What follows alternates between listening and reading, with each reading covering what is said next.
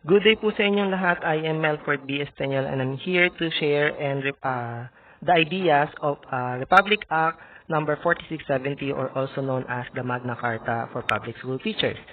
So, ano ba ibig sabihin ng Magna Carta? So, based on Merriam-Webster Dictionary, a Magna Carta is a document constituting a fundamental guarantee of rights and privileges signed by King John on June 15, 1215 at the Runnymede. So, ibig sabihin daw pala ng Magna Carta is a document of the rights and privileges. So, that is for public school teachers. So, yun po ibig sabihin pala ng Magna Carta for public school teachers. So, it means, ito po yung pag-uusapan natin dito sa Republic Act na ito. Now, ngayon, kung ikaw ay isang teacher at gusto mo mag-apply sa isang public school, ano ba yung mga panghikayat ng government para sa mga teacher? So, this is our Section 1, Declaration of excuse me po, Declaration of Policy. So, the government's duty is to promote and improve the social economic status of the public school teacher. So, ipopromote nila yung economic status and social status of the public school teacher, and then they will going to improve it. At the same time, the living and working conditions of the teachers should be safe, and the terms of employment of career prospect of the teachers in public should be secured. So, yun yung ginagamit nila para ma-attract yung mga teachers to apply in public. And then, kapag nakapag-apply na natanggap na yung mga teachers na yon, that will be also the reason for them to retain or stay in the teaching professions. So, yun po yung ating Section 1. Next natin. Section 2, Title and Definitions. Just like what I said kanina, yung Republic Act 4670 natin is also known as Magna Carta for public school teachers and shall apply to all public school teachers except to those professorial staff professorial staff of state, colleges, and universities. So, ano ba yung tinutukoy na teachers na mga included dun sa ating Magna Carta? So, teachers is a person engaged in classroom teaching, yung mga nagtuturo, in any level of the instructions on full-time basis. So, pag full-time basis po, ibig sabihin po, buong araw or at least 8 hours na nagtuturo or nasa school yung ating teacher. And then, hindi po tayo pwede magkaroon ng part-time. Wala pong part-time sa public school. Included din po sa mga tinutukoy ng teacher yung ating mga guidance counselors, school librarians, industrial arts, or vocational instructors. Kasama po sila doon. And also, at the same time, yung mga persons performing supervisory and administrative function in schools, sila po yung mga principal, supervisors, and superintendent. So, sila po ay masuturing din po ng mga teachers. Now, sino naman po yung tinutukoy natin na not teachers? Ito po yung tinatawag natin na school nurses, school physicians, school dentists, and other school employees. So, hindi na sila included dun sa tinatawag natin na teacher kasi hindi naman na sila excuse me po, related dun sa ating education dahil meron na silang mga ibang work na ginagawa na hindi naman related doon.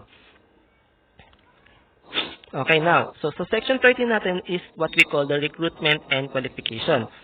So, kapag ikaw ay teacher at gusto mo mag-apply sa public, excuse me po, ito po yung qualification na kailangan natin for teachers in the kinder and elementary. You should be a bachelor's degree in elementary education. So, sa LM po kayo magtuturo.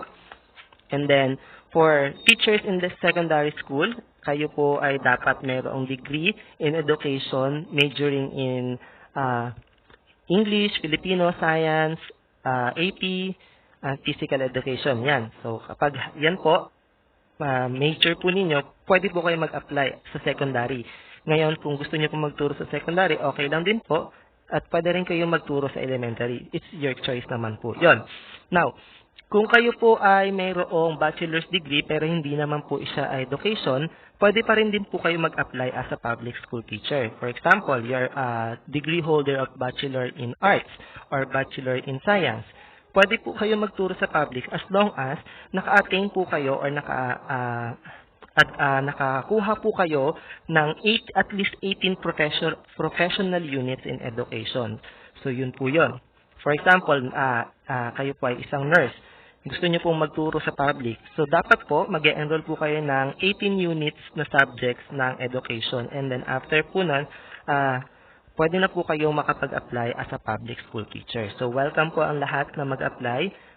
Welcome po ang lahat ng profession to apply as a public school teacher. Then, for teachers of secondary vocational and 2 years technical courses, pwede po kayong mag-apply. Yung mga may nasa degree holder po, wherein nasa field of specialization po kayo. So, pwede rin po kayong mag-apply. Katulad po noong sa mga other degree holders, basta po meron po kayong at least 18 professional units, makakapag-apply po kayo sa public school. Lastly, for teachers, of course, courses on the collegiate level and other than vocational master's degree with specific area of specialization, pwede din po kayo mag-apply. So, wala po tayong hinahadlangan sa pag-apply bilang isang teacher as long as qualify ka o meron ka sa mga qualification na hinihingi ng Department of Education. Next po tayo. So, doon sa pag-apply po nyo, doon sa public school teacher, meron po siyang steps. So, sorry po.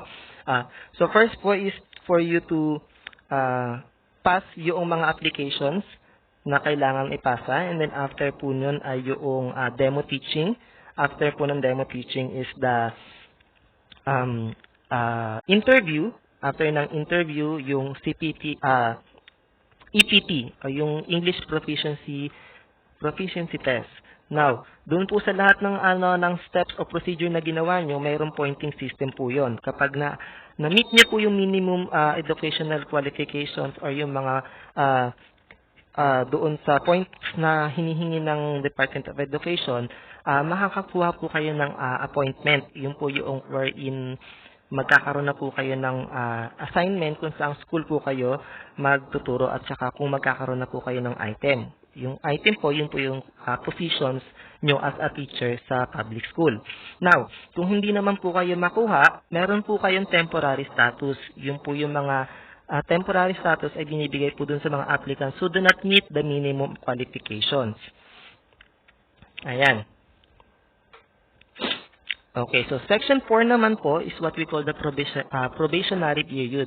Katulad nga po ng sinabi ko kanina dun sa mga hindi nakamit doon sa qualification na hinihingi ng Department of Education, sila po yung may mga temporary positions. Kaya ang tawag po sa kanila is not permanent. Now, kapag hindi po kayo naging permanent or nasa temporary lang po kayo, meron po kayong binibigyan po kayo ng chance to attend seminars, trainings, and other activities na makakapag-achieve sa inyo dun sa mga kulang nyo sa qualifications. And then kapag ganun po, pwede na po kayo ma-absorb. Just like po nung nangyari sa mga ibang kakilala ko na nag-apply before, hindi po sila, natanggap po sila as a teacher sa public, pero hindi po sila nabigyan kagad ng item. So, ang nangyari po, city municipality po ang nagpapasahod sa kanila, hindi po ang Department of Education. And then after 1 year, saka lang po sila na-absorb and then nagkaroon ng item. So sila na po yung mga tatawag natin na mga permanent teachers. Ayun.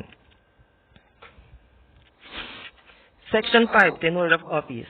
So the stability and security on employment should be granted to all the teachers. Ito po yun. So pag halimbawa po, magkaroon po kayo ng problems or magkaroon po kayo ng charges, hindi po kayo basta-basta matatanggal dahil po sa sinatawag natin na tenure of office. So, kung halimbawa naman po na kayo ay nakapag-rendered ng at least 10 years of continuous, efficient, and faithful service in such position, kung meron kayo, you will be given a security of tenureship. Ayun po yun.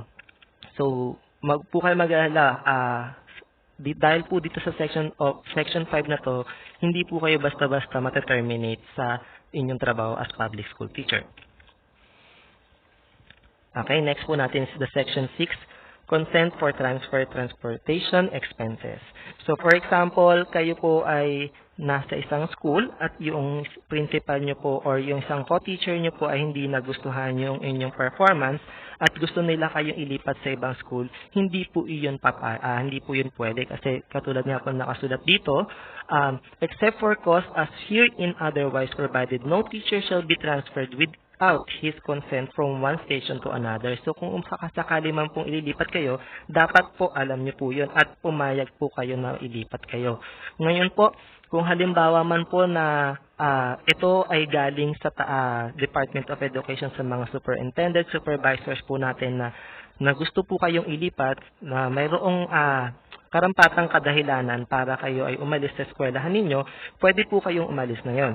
Ngayon po, kapag umalis po kayo noon, yung traveling expenses po ninyo sa paglipat ng other school ay sagot naman po ng government.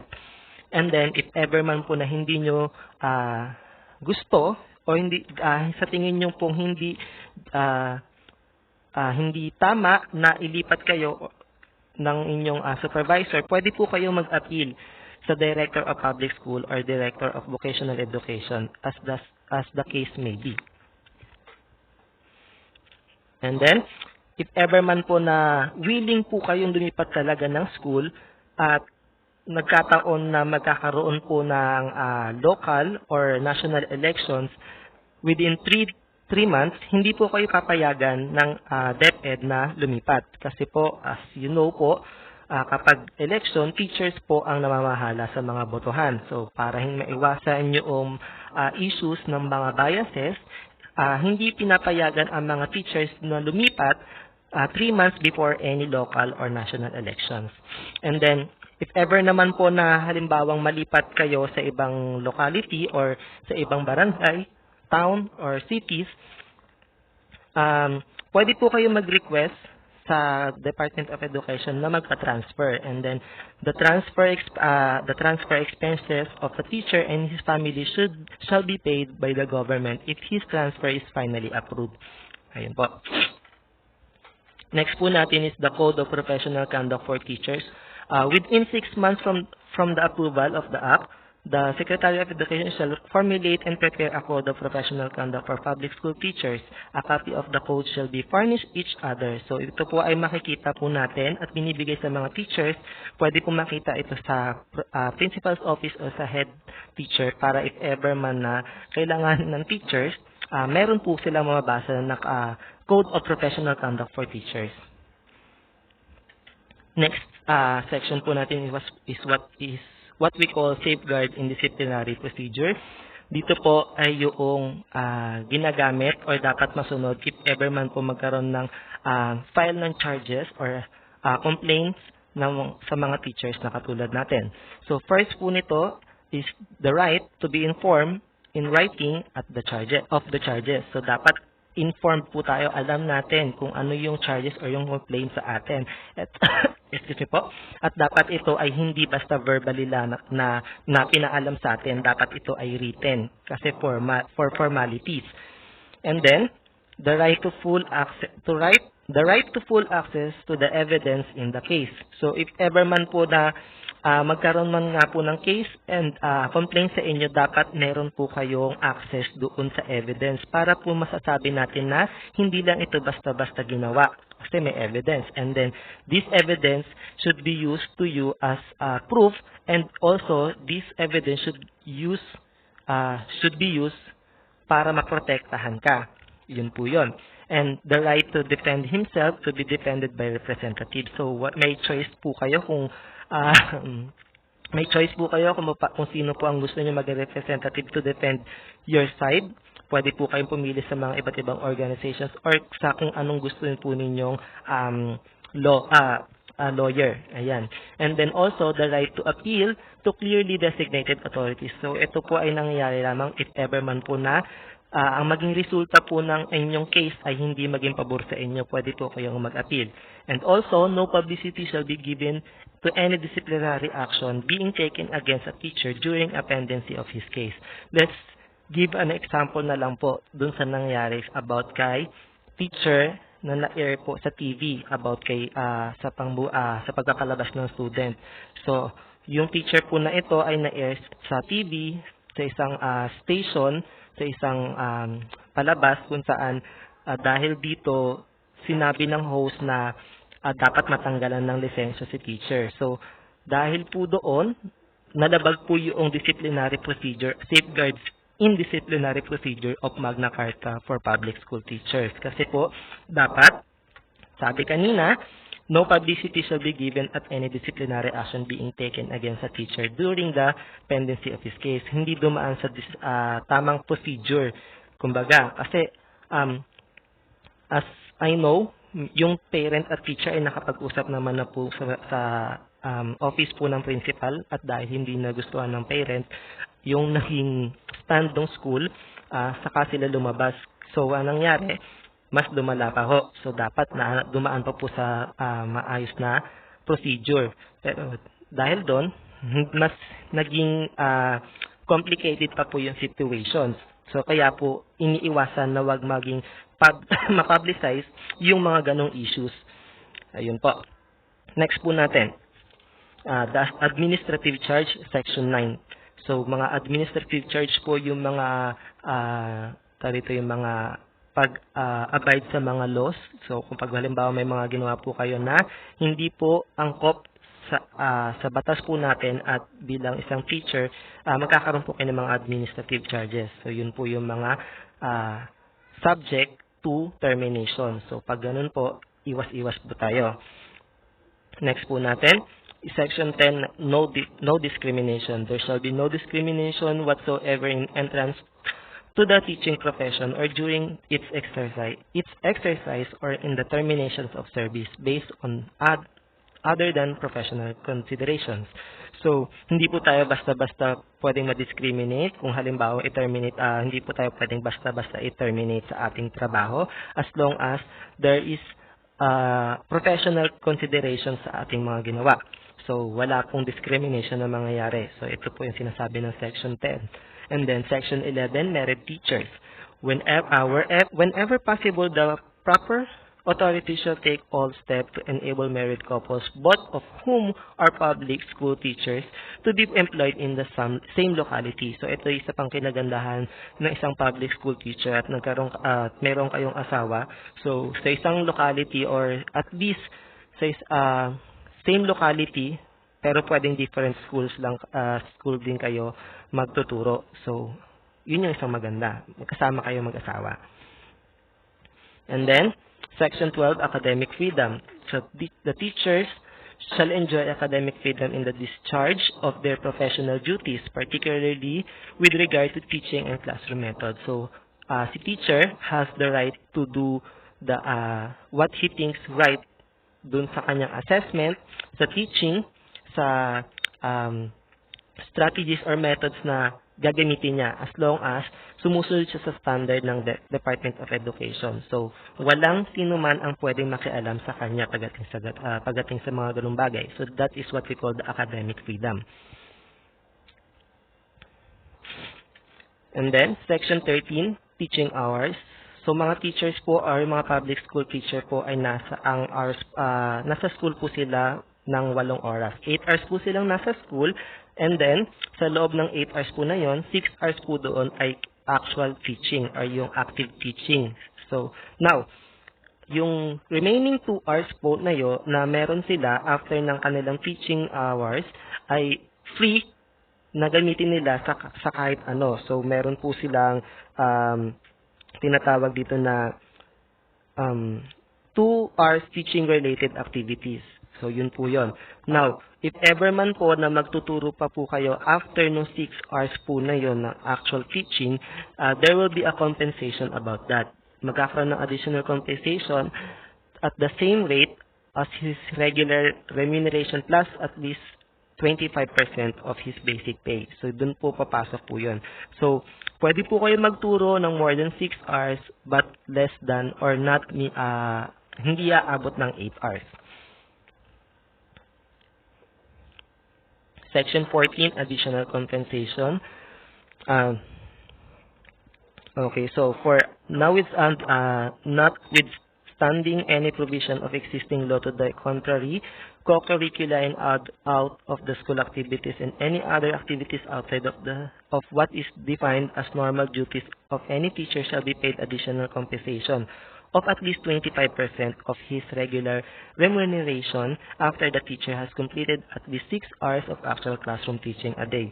So kapag halimbawa po natapos nyo na po yung inyong 6 hours teaching, active teaching or actual teaching at magkaroon kayo ng activities outside the school.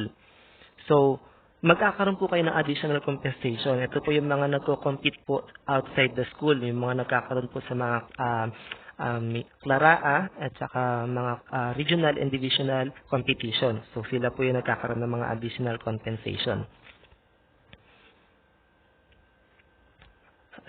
In case other teachers or school officials not engaged in actual classroom instruction, any perform in exercise of 8 hours a day shall be paid an additional compensation of at least 25% of their regular remunerations. So, ito po yung mga non-teaching personnel po natin. So, sila po yung halimbawa more than 8 hours na working nila. So, meron po silang additional compensation din. Section 15, criteria for salaries. So, sa criteria for salaries natin, teacher salaries shall correspond to the following criteria. Salaries compared to other occupation with similar qualifications. So, parang katulad po ito ng mga salary grade level. So, for example, sa salary grade level ng isang teacher, yung positions niya nakasame sa salary grade level sa ibang professions. For example, sa nurses or sa midwife. Ayan, so magkakaparehas po sila ng salary grade. And then they will be such as to ensure teachers a reasonable standard of life for themselves and their families. And at the same time, they shall be properly graded so as to recognize the fact that certain positions require higher qualifications and greater responsibility than others. So, pag halimbawa mas kumataas yung positions ninyo, mas nababago yung salaries nyo kasi dahil nadadagdagan yung responsibilities na dapat na meron kayo. Ayun po. Section 16, salary scale.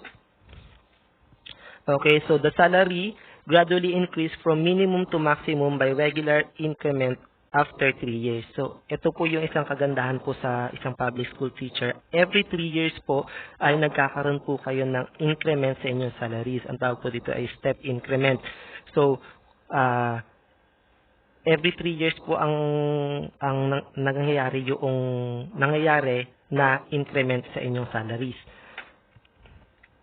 Ayun po. And then, Section 17, Equality in Salary Scale. The salary scale of teachers whose salaries are appropriated by city, municipal district, or provincial government shall not be less than those provided for teachers of the national government. So that's what we call the Section 17, Equality in Salary Scale. Section 18, Cost of Living Allowance. The teacher's salary shall, at the very least, keep pace with the rise in the cost of living by the payment of a cost of living allowance, which shall automatically follow change in cost of living index. The Secretary of Education shall, in consultation with the proper government entities, recommend to Congress at the least annually an appropriation of the necessary funds for the cost of living allowance of teachers employed by the national government. So, yung mga allowance po ay makukuha po ng mga teachers regularly naman po yon. So, pare-parehas po na makukuha ang mga teachers kahit nasa iba't ibang lugar po sila. And then, Special Hardship Allowance, Section 19. Ito po yung tinatawag natin na hazardous allowance. So, in areas in which teachers are exposed to hardship such as difficulty in commuting to the place of work, other hazards peculiar to the place of employment as determined by the Secretary of Education, they shall be compensated special hardship allowance equivalent to at least 25% of their monthly salary. So, for example, na-assign po kayo sa isang malayong lugar, yung mga remote places po. So, dahil magta-travel pa po kayo bago makarating dun sa schools na yon, yung mga travel expenses po ninyo ay may bigay sa inyo. So, yun po yung tinatawag na special hardship allowance. May allowance po kayo doon. Okay, Section 20, salaries to be paid in legal tender. So, ang salaries po ng mga public school teacher can be given cash or bank. So, kapag halimbawa po na available naman po ang banking institution sa localities po ninyo, so sa bangko na lang po ninyo makukuha or mag-withdraw na lang kayo sa mga sa mga ATMs, automated teller machines. Now, kung hindi naman po available ang mga automated teller machines or mga banking institutions, makukuha nyo po yung sahod nyo o yung salaries nyo ng cash sa inyo pong mga municipal treasurer's office. So, yun po yung ating Section 20. Section 21, deduction prohibited. So, no person shall make any deduction whatsoever from the salaries of the teacher except under specific authority of law authorizing such deductions. So, hindi po basta-basta basta-basta bawasan ang mga salaries nyo unless yung tinatawag po natin na mga law authorizing. So, yun po yung mga GSIS, Pag-ibig, PhilHealth, BIR. So, automatically po dinededuct po yun sa inyong mga salaries. And also, magkakaroon lang naman po kayo ng mga deductions kung magkakaroon po kayo ng mga loans. So, automatically din po na-deduct sa salary nyo yung mga loans na hiniram po ninyo. So, iwas po tayo sa mga loan. Loan doon, loan dito. And then, Section 22, medical examination and treatment. So, compulsory medical examination shall be provided free of charges for all teachers before they take up teaching. So, nakasaad po dito na before magturo ang teacher or bago magturo ang isang teacher, dapat daw po ay meron siyang medical examination and provided free of charges for all teachers. So, free daw po yun. And shall be repeated not less than once a year during the teacher's professional life. So, yun po yung isang kinagandahan sa pagiging public school teacher. Free ang medical examination. Now, dahil kailangan po ng teacher ng medical examination before they enter into public school, if there's a chance na wala pong medical facilities dun sa inyong locality, pwede po kayong pumunta sa ibang mga province, ibang towns, city, na kung saan meron po yung kailangan yung medical facilities or assessment na kailangan nyo. So, kapag ganun po ang nangyari, yung traveling expenses po nyo ay magiging sagot naman po ng ating gobyerno or ng Department of Education. Yun nga po yung katulad sinabi ko kanina. And then, Section 23 po natin, compensations for injuries. If ever man po na magkaroon po kayo ng, ang tinatawag po natin na compensation injuries, it's a compensation upon having injuries or accidents in the performance of duties. So, if ever kayo nagtuturo at kayo ay nagkaroon ng aksidente and the result is having you an injuries, meron pong compensation na mabibigay po sa inyo ang Department of Education. So, wag po kayo mag-alala, hindi po kayo pababayaan. And then, Section 24, the study leave. In addition to the in the leave privileges now enjoyed by the teacher, in the public school, they shall be entitled to study leave not exceeding 1 school year after 7 years in the service. So, after 7 years in the service, binibigyan po kayo ng tinatawag na study leave. Yung study leave po ay ginagamit para sa mga thesis writing and mga defenses. Excuse me po. So, kapag halimbawa, yung thesis writing and defenses, ginagamit po yung kapag kayo po ay nag-masteral or nag-doctoral.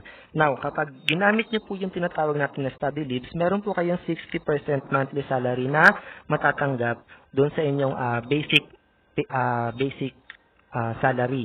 And then, mag-grant lang din po yung request nyo na study leave if providing that you take regular study loads and passes at least 75% of your classes. So, dapat 75% of ng mga subjects or mga classes mo, nakuha mo na para ma-grant yung tinatawag natin na study leave.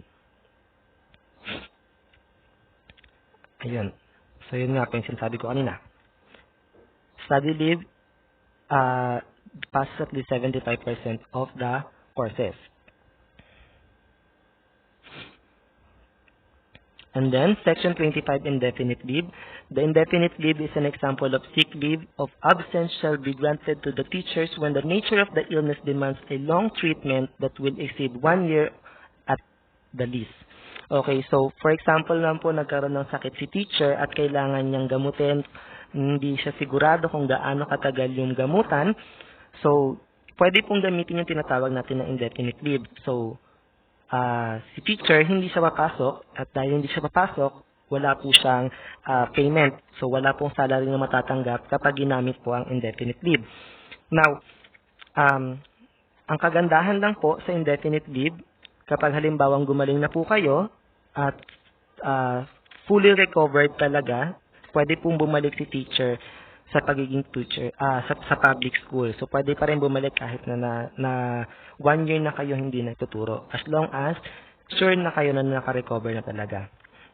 And then, Section 26, salary increase upon retirement. So, kapag nag-retire na po kayo, requirements of the applicable retirement laws shall be given one range salary raise upon retirement, which shall be the basis of computation of the lump sum of retirement pay and the monthly benefits thereafter. So, if ever kayo ay nasa salary grade 13 and then magre-retired na kayo, the basic of computation na magiging computation ng inyong monthly salaries and the benefits will be the salary grade 14. So, yun po yung tinatawag natin na one range salary raise upon retirement. Next po natin is the Section 27, freedom to organize. So, public school teachers shall have the right to freely and without previous authorization both to establish and join of their choosing, join organization of their choosing. So, lahat po ng organization na gustong salihan ni teacher ay choice po niya at hindi po pwedeng pakialaman ng sino man. So, that is what we call the freedom to organize. Section 28, discrimination against teachers prohibited. The teachers established in immediately preceding section shall be exercised without any interference or coercion. It shall be unlawful for any person to commit any act of discrimination against teachers which are calculated to make the employment of teachers subject to the condition that shall not join on an organization or shall relinquish membership in an organization. To cause the dismissal of or otherwise prejudice a teacher by reason of his membership in the organization an organization or because of participation on organization activities outside the school hours or with the consent of the proper school authorities with school hours, and to prevent him from carrying out duties laid upon him by his positions in the organization or penalize him for an action undertaken in that capacity. So, yun po yung tinatawag natin na Section 28, discrimination against teachers prohibited. And then, Section 29, the National Teacher Organization. So, syempre, excuse me po, meron po tayong National Teachers Day, and then meron din po organizations na nag-aasikaso po noon. So, the policies governing the social security of the teachers. So, sila po yung nag-aasikaso about po doon. So, meron po tayong organizations. And then, Section 30, Rules and Regulations. The Secretariat of Education shall formulate and prepare the necessary rules and regulations to implement the provision of these acts. Rules and regulations issued pursuant to this section shall take effect 30 days after publication in a newspaper of general circulation, and such other means as the Secretary of Education deems reasonably sufficient to give interested parties general notice of such issuance. And then, Section 31, Budgetary Estimate. The Secretary of Education shall submit the Congress annually the necessary budget estimate to implement the provision of the Act concerning the benefits herein granted to public school teacher under the employ of the national government. So, ito po yung si Secretary of Education ay nagpapasa po ng budget estimated for a year na kung saan gagamitin po ng mga teachers and then sa mga programs and other facilities. So, sinasubmit po ito sa Congress ng ating Secretary of Education. So, that's what we call Section 31. Section 32, penal provision. A person who shall willfully interfere with, restrain, or coerce any teacher in the exercise of rights guaranteed by this act, or shall in any other manner commit any act of defeat any of the provision of this act, shall upon conviction punished by a fine of not less than 100 pesos nor more than 100 pesos nor more than 1,000 pesos, or by imprisonment in the discretion of the court.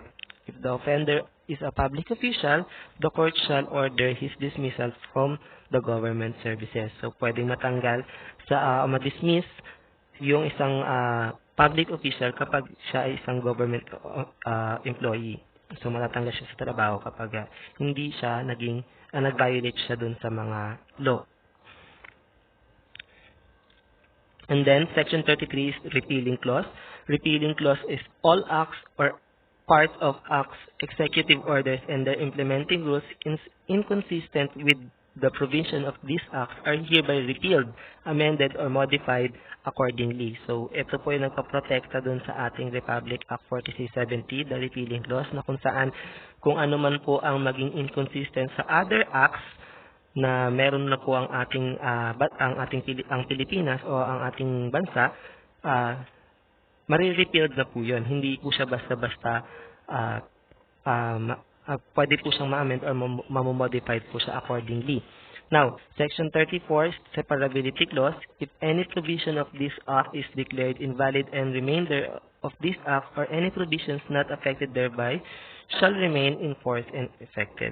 So, separability clause ang nag-separate sa other acts sa act na ito. So, kumbaga, hindi pwedeng mag-join or maging same yung kanilang mga batas na or mga sections na nakasaad dito dahil sa separability clause. And then the Section 35, this act shall take effect upon its approval. At ang act na ito ay approved noong June 18, 1966 and until now ay ginagamit pa rin ng ating Department of Education. So wala pa rin pong nagaganap na amendment or modification ng ating Republic Act 4670. Pero meron na po ako nakita sa internet, may try nga mag-amend nitong Republic Act 4670 pero until now, hindi pa rin siya na-aprubahan. So nakabinbin pa rin. So hanggang hindi na-aprubahan yon, ito pa rin po ang Republic Act ang gagamitin ng mga teachers. So that's all. Thank you po sa pakikinig at sana na marami po kayong natutunan. Thank you.